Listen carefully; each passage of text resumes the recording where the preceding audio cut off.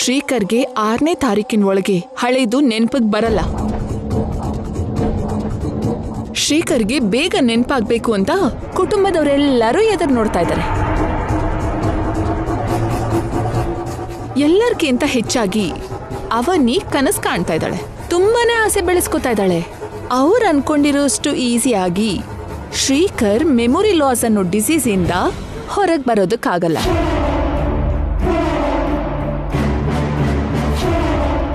ಅವನಿ ಜೊತೆ ಆಗಿರೋ ಮದ್ವೆ, ಅವನಿ ಜೊತೆ ಇದ್ದ ಮಧುರ ಜ್ಞಾಪಕಗಳು, ಅವ್ರ ಜರ್ನಿ ಯಾವ್ದು ಅವ್ರಿಗೆ ನೆನ್ಪಿಗೆ ಬರಲ್ಲ. ನಿಜ ಹೇಳ್ಬೇಕು ಅಂದ್ರೆ ಹಳೇದ್ ಯಾವ್ದು ಅವ್ರಿಗೆ ನೆನ್ಪಿಗೆ ಬರೋದೇ ಇಲ್ಲ.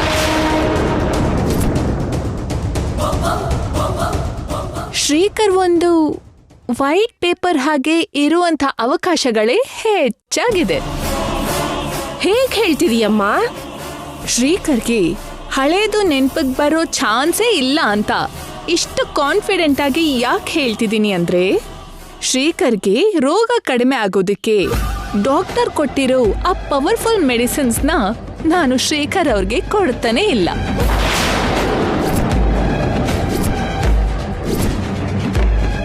ಶ್ರೀಕರ್ಗೆ ಟೈಮ್ ಟು ಟೈಮ್ ಮೆಡಿಸಿನ್ ಕೊಡ್ತಿರೋ ಹಾಗೆ ನಾಟಕ ಮಾಡ್ತಾ ಜಸ್ಟ್ ವಿಟಮಿನ್ ಟ್ಯಾಬ್ಲೆಟ್ಸ್ ಕೊಡ್ತಿದ್ದೀನಿ ಅಷ್ಟೇ.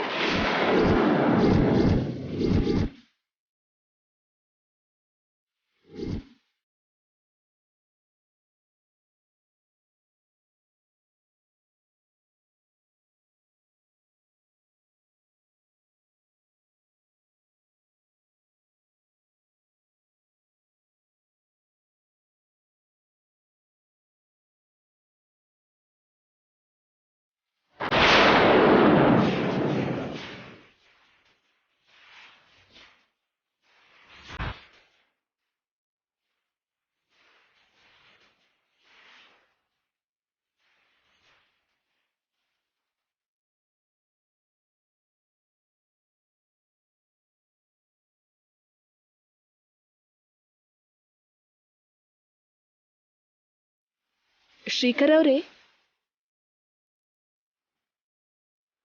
ಟ್ಯಾಬ್ಲೆಟ್ಸ್ ತಗೊಳ್ಳೋ ಟೈಮ್ ಆಯ್ತು, ಎದ್ದೇಳಿ.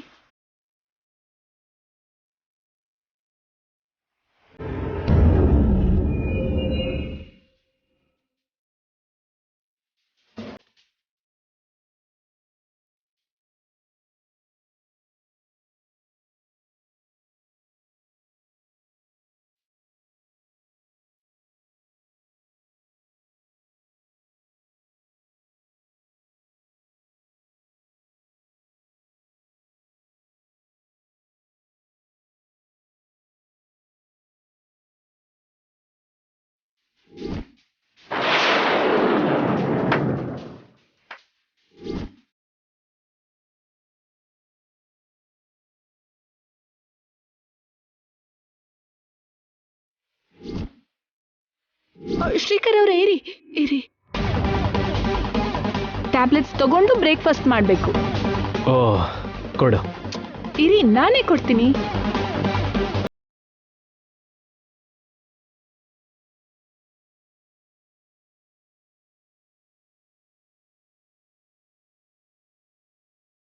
ಹಾರಿಕಾ, ಯಾಕೆ ಶ್ರೀಕರ್ ಅವರೇ? ನನ್ನ ಹೆಲ್ತ್ ವಿಷಯದಲ್ಲಿ ನೀನ್ ತುಂಬಾ ಕೇರ್ ತಗೋತಿದೀಯಾ. ನಾನಲ್ದೆ ಇನ್ಯಾರು ತಗೋತಾರ ಹೇಳಿ? ಹೆಂಡತಿ ಆಗ್ತಿರೋಳು ಹಾಗಲ್ಲ, ತಾಯಿ ಮಗುನ ನೋಡ್ಕೊಂಡ್ ಹಾಗೆ ನೋಡ್ಕೋತೀನಿ. ನಿಮ್ಗೆ ಬೇಗ ಹಳೇದೆಲ್ಲ ನೆನ್ಪಿಗೆ ಬಂದ್ರೆ ಎಲ್ಲರಿಗೂ ಖುಷಿ ಆಗತ್ತಲ್ವಾ?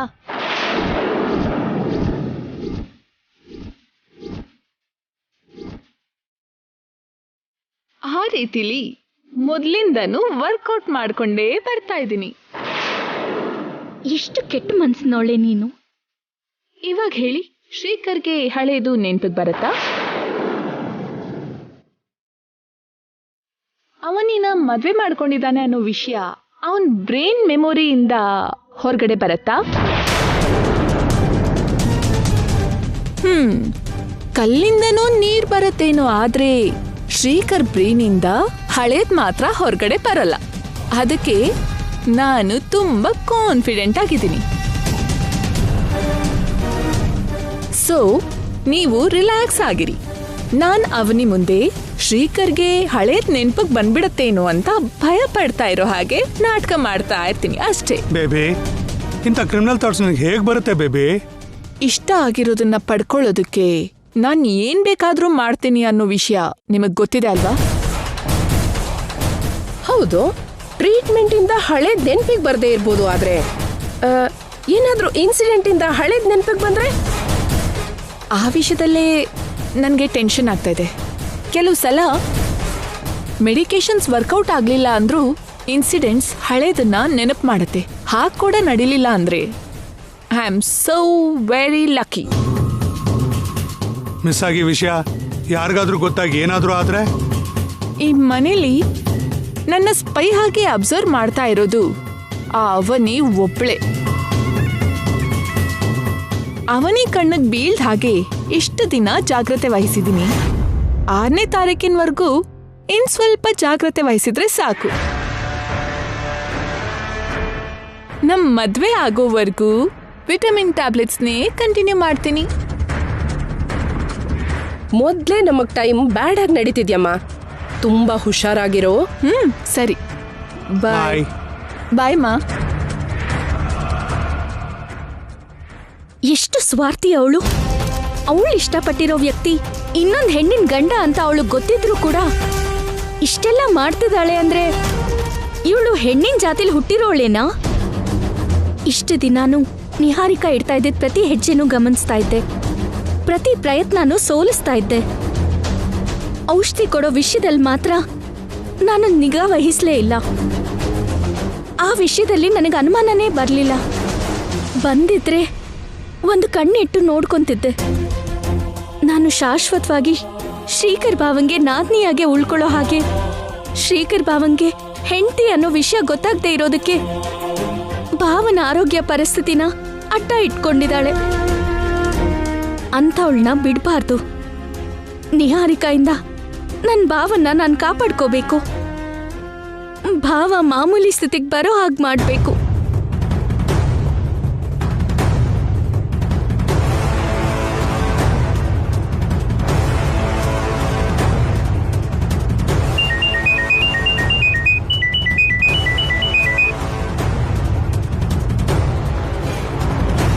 ಹಲೋ. ನಮಸ್ತೆ ಡಾಕ್ಟರ್. ನಮಸ್ತೆ. ಯಾರು ಹೇಳಿ? ನನ್ನ ಹೆಸರು ಅವನಿ, ವೇದವತಿಯವರ ಸೋದರ ಸೊಸೆ, ಮೆಮೊರಿ ಲಾಸ್ ಪೇಷಂಟ್ ಶ್ರೀಕರ್ ಅವರ ನಾದ್ನಿ ಡಾಕ್ಟರ್. ಓ, ನೀವಾ? ಹೇಳಿಮ್ಮ. ಈ ಟೈಮಲ್ಲಿ ಫೋನ್ ಮಾಡಿದಿರಲ್ಲ, ಯಾಕೆ? ಸಾರಿ ಡಾಕ್ಟರ್, ಅರ್ಜೆಂಟಾಗಿ ಮಾಡಲೇಬೇಕಾಯ್ತು. ಅಯ್ಯೋ ಪರವಾಗಿಲ್ಲ, ಹೇಳಿಮ್ಮ. ಬೆಳಗ್ಗೆ ಒಂದ್ಸಲ ನಮ್ಮ ಮನೆಗೆ ಬನ್ನಿ. ಯಾಕಮ್ಮ? ಶ್ರೀಕರ್ಗೆ ಏನಾದರೂ ತೊಂದರೆನಾ? ನಾನು ಕೊಟ್ಟಿರೋ ಮೆಡಿಕೇಶನಲ್ಲಿ ಯಾವುದೇ ಸೈಡ್ ಎಫೆಕ್ಟ್ ಇರಲ್ವೇ? ಅಂದ್ರೆ ಅದು ಅದು ನೇರವಾಗಿ ಅದೇನು ಅಂತ ಹೇಳಮ್ಮ. ಏನು ನಡೀತು? ಒಂದು ವಿಷಯನ ಹೇಳ್ತೀನಿ, ಮನ್ಸಲ್ಲೇ ಇಟ್ಕೊಳ್ಳಿ. ಹೊರಗಡೆ ಗೊತ್ತಾದ್ರೆ ಶ್ರೀಕರ್ ಅವ್ರಿಗೆ ಅಪಾಯ. ಹೇಳಮ್ಮ. ಇಲ್ಲಿ ಏನ್ ನಡೀತಾ ಇದೆ ಅಂದ್ರೆ,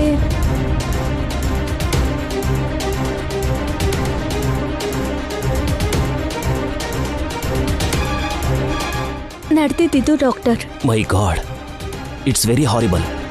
ಅದಕ್ಕೆ ನೀವು ಖಂಡಿತವಾಗ್ಲೂ ಬರಬೇಕು. ನಾನು ಹೇಳ್ದ ಹಾಗೆ ಮಾಡಬೇಕು. ಸರಿನಮ್ಮ, ಖಂಡಿತ ಬರ್ತೀನಿ. Thank you doctor. ಇಡ್ತೀನಿ. ಒಳ್ಳೇದಮ್ಮ. ಆ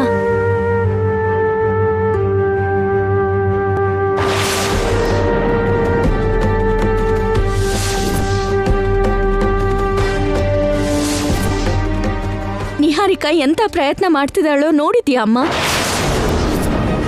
ಈ ಮನೆಗೆ ಸರಿ ಹೊಂದೋ ಜಾತಕ ಇದೆ, ಆದ್ರೆ ಅಲ್ಲಿ 10ವರೆಗೂ ಒಳ್ಳೇದ್ ಮಾಡೋ ಮನ್ಸು ನಿಹಾರಿಕಾಗಿದೆ ಅಂತ ಅನ್ನಿಸ್ತಾ ಇದೆಯಾ? ಅತ್ತೆಯವರು ಈ ವಂಶಕ್ಕೆ ಸೊಸೆಯಾಗಿ ಕಾಲಿಟ್ಟಾಗ ಅವ್ರ ಗುರಿ ಕೇವಲ 10ಊರಿನ ಕ್ಷೇಮ ಅಷ್ಟೇ ಹೊರತು ಬೇರೆ ಯಾವ ಸ್ವಾರ್ಥನೂ ಇಲ್ಲ. ಆದ್ರೆ ನಿಹಾರಿಕಾದು ಸ್ವಾರ್ಥ. ಮದುವೆ ಆಗಿರೋ ಗಂಡಸನ್ನ ಪಡ್ಕೋಬೇಕು ಅನ್ನೋ ಸ್ವಾರ್ಥ. ನಿನ್ ಸಮ್ಮುಖದಲ್ಲೇ ಕೆಟ್ಟ ಕೆಲಸ ಮಾಡ್ತಿದ್ದಾಳೆ. ನೀನ್ ಹೇಗ್ ಸುಮ್ಮನೆ ಇದೀಯಾ? ಯಾಕೆ ಶಿಕ್ಷೆನ್ ಕೊಡ್ತಾ ಇಲ್ಲ? ಯಾಕೆ ಅವಳ ಬಗ್ಗೆ ಗೊತ್ತಾಗೋ ಹಾಗೆ ಮಾಡ್ತಾ ಇಲ್ಲ? ನಿಹಾರಿಕಾ ಬಗ್ಗೆ ನಾಳೆ ಎಲ್ರಿಗೂ ಗೊತ್ತಾಗೋ ಹಾಗೆ ಮಾಡು. ನಾನೇನು ಬೇರೆ ಹೆಣ್ಣಿನ ಜೀವನ ನಾಶ ಆಗ್ಲಿ ಅಂತ ಕೇಳ್ಕೊಂತಿಲ್ಲ ಅಲ್ವಾ? ನನ್ನ ಕುಟುಂಬನ, ನನ್ನ ಗಂಡನ್ನ ಕಾಪಾಡ್ಕೋಬೇಕು ಅನ್ಕೊಂತಾ ಇದ್ದೀನಿ. ನಂದು ನ್ಯಾಯವಾಗಿರೋ ಬೇಡಿಕೆ ಅದು ನೆರವೇರೋ ಹಾಗೆ ಮಾಡು ತಾಯಿ.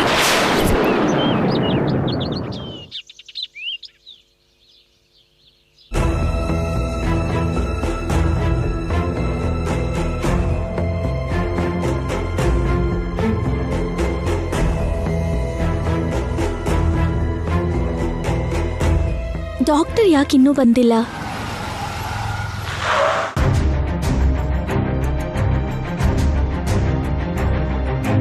ನಾನು ಹೇಳಿದ್ದೆಲ್ಲ ನೆನಪಿದೆ ಅಲ್ವಾ ಡಾಕ್ಟರ್? ನೆನಪಿದ್ಯಮ್ಮ?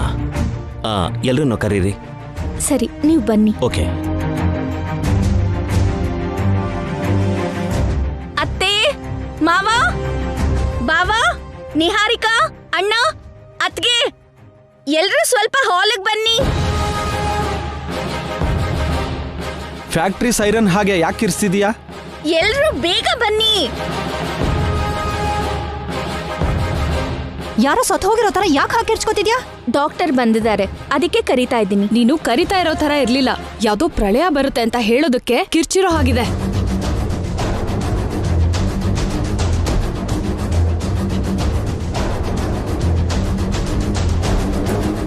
ನಮಸ್ತೆ ಡಾಕ್ಟರ್. ನಮಸ್ತೆ ಸರ್. ನಮಸ್ತೆ ಡಾಕ್ಟರ್. ಕೂತ್ಕೊಳ್ಳಿ. ಶ್ರೀಕರ್ನ ಚೆಕ್ ಮಾಡೋದಕ್ಕೆ ಬಂದಿದ್ದೀನಿ.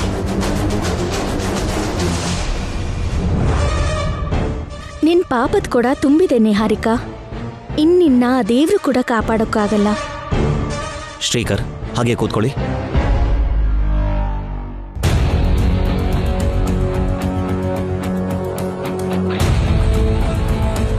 ನೀವು ಬರೋದಕ್ಕೆ ಮುಂಚೆ ಹೇಳಿ ಬರ್ತಾ ಇತ್ತಲ್ವಾ ಡಾಕ್ಟರ್? ಇವತ್ತು ಸಡನ್ ಆಗಿ ಬಂದಿದ್ದೀರಲ್ಲ? ಇವತ್ತು ಟೈಮ್ ಸಿಕ್ತಮ್ಮ, ಅದಕ್ಕೆ ಸಡನ್ ಆಗಿ ವಿಸಿಟ್ ಮಾಡಕ್ ಬಂದೆ. ಬ್ಯುಸಿಯಾಗಿರೋ ಡಾಕ್ಟರ್ ಅವರು ನಾವು ಕರೀದೇನೆ ಬರೋದು ಒಳ್ಳೇದೇನೆ ಅಲ್ವಾ ನಿಹಾರಿಕಾ? ಮೆಡಿಸಿನ್ ಸರಿಯಾಗಿ ಕೊಡ್ತಾ ಇಲ್ಲ ಅನ್ನೋ ವಿಷಯ ಇವಾಗ ಡಾಕ್ಟರ್ ಕಂಡುಹಿಡಿದ್ರೆ ನನ್ನ ಕಥೆ ಮುಗ್ದಾಗೆ ಅಲ್ವಾ? ಶ್ರೀಕರ್, ಟ್ಯಾಬ್ಲೆಟ್ಸ್ನ ಟೈಮ್ ಟು ಟೈಮ್ ತಗೋತಿದ್ಯಾ ತಾನೆ? ತಗೋತಿದ್ದೀನಿ ಡಾಕ್ಟರ್. ನಿಹಾರಿಕಾ ಯಾವಾಗಲೂ ಮರ್ತೋಗಲ್ಲ. 1 ನಿಮಿಷ ಮುಂಚೆ ಆಗಲಿ 1 ನಿಮಿಷ ತಡ ಆಗಾಗ್ಲಿ ಕೊಡಲ್ಲ, ಪರ್ಫೆಕ್ಟ್ ಟೈಮಿಗೆ ಕೊಡ್ತಾಳೆ. ಏನಾದರೂ ಇಂಪ್ರೂವ್ಮೆಂಟ್ ಅನಿಸ್ತಾ ಇದೆಯಾ? ಹಳೆ ವಿಷಯಕ್ಕೆ ಸಂಬಂಧಿಸಿರೋ ಮೆಮೊರೀಸ್ ಏನಾದರೂ ನೆನಪಿಗೆ ಬರ್ತಿದ್ಯಾ? ನೀವು ಹೇಳಿದ ರೀತಿಲಿ ನನ್ನ ಫ್ಯಾಮಿಲಿ ಮೆಂಬರ್ಸ್ ಜೊತೆಗೆ ಫ್ರೀ ಆಗೇ ಮೂವ್ ಆಗ್ತಿದ್ದೀನಿ. ನನ್ನ ರಿಲೇಷನ್ನ ನಾನು ನೆನ್ಪಿಟ್ಕೋತಿದ್ದೀನಿ. ಅಲ್ಲಿವರೆಗೂ ಓಕೆ ಡಾಕ್ಟರ್. ಬಟ್ ನೀವೆಲ್ಲ ಹೇಳ್ಕೊಟ್ಟಿರೋ ಹಾಗೆ ನನಗೆ ಯಾವ ವಿಷಯಗಳು ನೆನಪಿಗೆ ಬರ್ತಿಲ್ಲ. ಹಾಗಾದ್ರೆ ನನ್ನ ಡೌಟೇ ಸರಿ ಅನ್ಸುತ್ತೆ.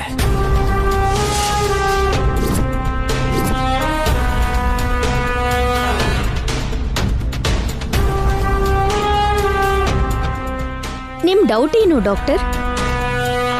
ಶ್ರೀಕರ್ ಈ ಪೊಸಿಷನ್ ಅಲ್ಲಿರೋದನ್ನ ನೋಡ್ತಾ ಇದ್ರೆ ನನಗೆ ಸಾಕಷ್ಟು ಅನುಮಾನಗಳು ಬರ್ತಾ ಇದೆ. ಅನುಮಾನನ? ಏನ್ ನಡೀತು? ಶ್ರೀಕರ್ಗೆ ನಾನು ಕೊಟ್ಟಿರೋ ಮೆಡಿಸಿನ್ಸ್ನ ಸರಿಯಾಗಿ ಕೊಟ್ಟಿದ್ರೆ ಶ್ರೀಕರ್ ಹೀಗಿರ್ತಾ ಇರ್ಲಿಲ್ಲಮ್ಮ. ತುಂಬಾ ಇಂಪ್ರೂವ್ಮೆಂಟ್ ಆಗ್ತಾ ಇತ್ತು. ಅಂದ್ರೆ ನಿಹಾರಿಕಾ ಸರಿಯಾಗಿ ಮೆಡಿಸಿನ್ಸ್ ಕೊಡ್ತಾ ಇಲ್ಲ ಅಂತ ಹೇಳ್ತಿದ್ದೀರಾ? ಅಷ್ಟೇ ಅಲ್ವೇನಮ್ಮ?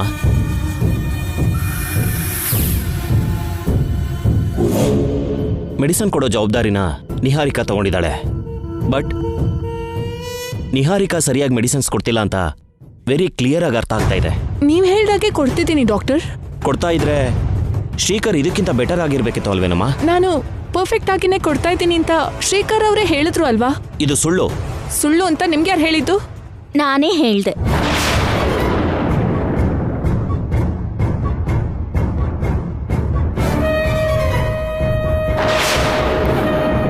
ನೀನ್ ಹೇಳಿದ್ಯಾ? ಹೌದು, ನಾನೇ ಹೇಳ್ದೆ. ನೀನ್ ಹೇಗ್ ಹೇಳ್ತೀಯಮ್ಮ? ಅದಕ್ಕೆ ಆಧಾರ ಏನಿದೆ? ಕೆಲವೊಂದಕ್ಕೆ ಆಧಾರಕ್ಕಿಂತ ಮೊದಲು ಅನುಮಾನನೇ ಬಲವಾಗತ್ತೆ ಅತ್ತೆ. ಅದು ಹೇಗಾಗುತ್ತಮ್ಮ? ಇದೇನೋ ಚಿಕ್ಕ ವಿಷಯನಾ? ಆಧಾರ ಬೇಕಲ್ಲಮ್ಮ. ಈ ಅವನಿ ಏನೋ ನಾಟಕ ಆಡ್ತಿದ್ದಾಳೆ. ಫ್ರೀ ಆಗಿದ್ದು ಇದ್ದು ಏನು ತೋಚ್ತಿಲ್ಲ ಅನ್ಸುತ್ತೆ. ಅದಕ್ಕೆ ಎಲ್ರೂ ಹೀಗೆ ಡಿಸ್ಟರ್ಬ್ ಮಾಡೋದಕ್ಕೆ ಪ್ಲಾನ್ ಮಾಡಿದ್ದಾಳೆ. ನನ್ ಮನಸ್ಸು ಅಂಥದ್ದಲ್ಲ ಭಾವ. ನೀವು ಒಪ್ಕೊಳ್ದೆ ಹೋದ್ರೂ ನಿಮ್ಗೆ ಆ ವಿಷಯ ಗೊತ್ತು. ನಾನು ಟ್ಯಾಬ್ಲೆಟ್ಸ್ನ ಸರಿಯಾಗಿ ಕೊಡ್ಲಿಲ್ಲ ಅಂತ ನೀನ್ ಹೇಗೆ ಹೇಳ್ತಿದ್ಯಾ? ನೀ ಕೊಡ್ತಾ ಇರೋದು ಸರಿಯಾಗಿರ್ಬೋದು, ಕೊಡೋ ಟೈಮ್ ಸರಿಯಾಗಿರ್ಬೋದು, ಕೊಡೋ ಮೆಡಿಸಿನ್ ಮಾತ್ರ ಕರೆಕ್ಟ್ ಅಲ್ಲ. ನೀನ್ ಅದನ್ನ ಹೇಗ್ ಹೇಳ್ತಿದ್ಯಾ ಅಂತ ಕೇಳ್ತಿದ್ದೀನಿ. ನೀನು ಮೆಮೊರಿ ಲಾಸ್ನ ಕ್ಯೂರ್ ಮಾಡೋ ಡಾಕ್ಟರ್ ಕೊಟ್ಟಿರೋ ಮೆಡಿಸನ್ನ ಕೊಡ್ತಾ ಇಲ್ಲ, ಜಸ್ಟ್ ವಿಟಮಿನ್ ಟ್ಯಾಬ್ಲೆಟ್ಸ್ ಕೊಡ್ತಿದ್ಯಾ.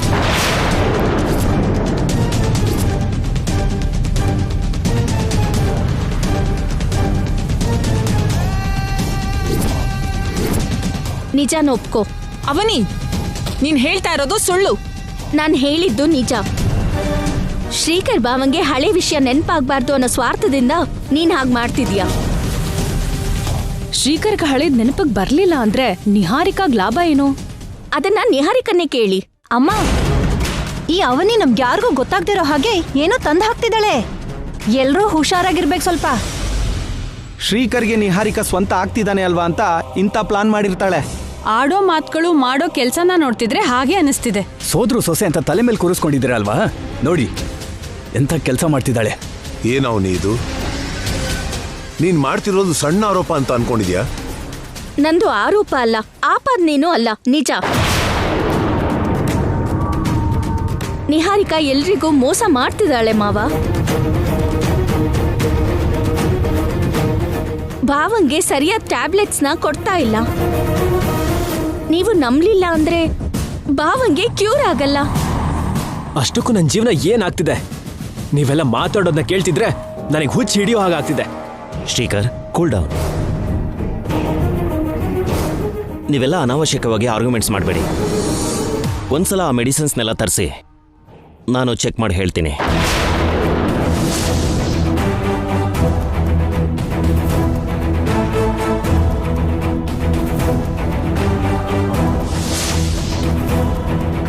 ಇಷ್ಟು ದೂರ ಬಂದ ಮೇಲೆ ನೀನ್ ತಪ್ಪಿಲ್ಲ ಅಂತ ನಿರೂಪಿಸ್ಕೊಳ್ದೆ ದಾರಿ ಇಲ್ಲ ಅಮ್ಮ.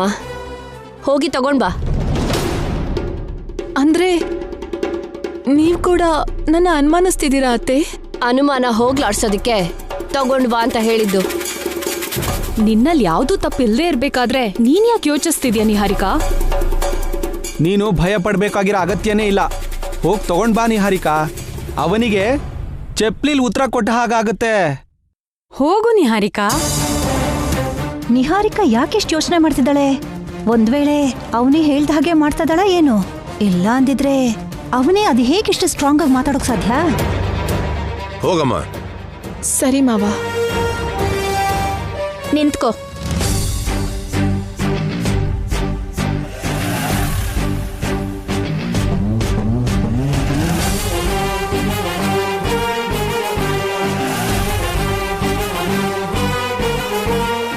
ಒಳಗಡೆಗೆ ಹೋದ್ಮೇಲೆ ನೀನ್ ಏನ್ ಬೇಕಿದ್ರೂ ಮಾಡ್ತೀಯ. ನಾನೇ ಹೋಗಿ ತರ್ತೀನಿ. ನೀನೇನಾದ್ರೂ ಕಡ್ಮೆನಾ? ಒಳಗ್ ಹೋಗಿ ನೀನ್ ಏನು ಮಾಡ್ದೇನೆ ಇರ್ತೀಯಾ? ಹಾಗಿದ್ರೆ ಇಬ್ರು ಹೋಗಿ ತಗೊಂಡ್ ಬನ್ನಿ. ಆ ಕೆಲ್ಸ ಮಾಡೋದು ಒಳ್ಳೇದು. ಬೇಗ ಹೋಗಿ ಒಳಗೆ.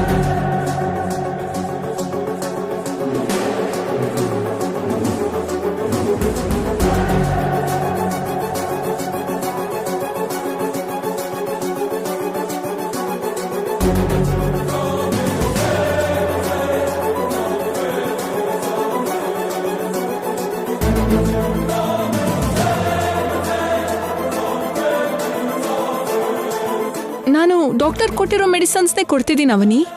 ಯಾಕೆ ನನ್ನ ಹಾಗೆ ಅನುಮಾನಿಸ್ತಿದ್ಯಾ? ನನಗೆ ನಿನ್ ಮೇಲೆ ಕೋಪ ದ್ವೇಷ ಇರತ್ತೆ ಹೊರತು ಶ್ರೀಕರ್ ಅವ್ರ ಆರೋಗ್ಯದ ವಿಷಯದಲ್ಲಿ ಆ ಥರ ಯಾಕೆ ಮಾಡ್ತೀನಿ? ಈ ನಾಟಕನ ನನ್ ಮುಂದೆ ಪ್ರದರ್ಶನ ಮಾಡ್ಬೇಡ. ಎಲ್ಲರ ಮುಂದೆ ಪ್ರದರ್ಶನ ಮಾಡ್ಬೋದು. ಬಾ, ನಡಿ. ಅರ್ಥ ಮಾಡ್ಕೋ ಅವನಿ. ಬಾಯ್ ಮುಚ್ಕೊಂಡು ಬಾ. ಅವನಿ,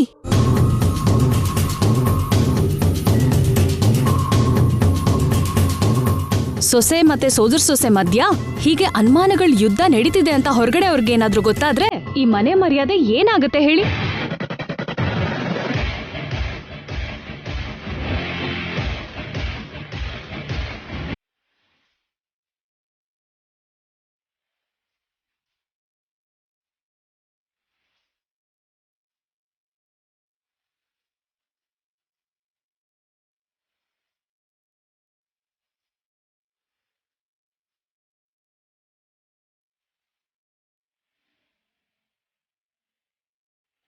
ಚೆಕ್ ಮಾಡಿ ಡಾಕ್ಟರ್.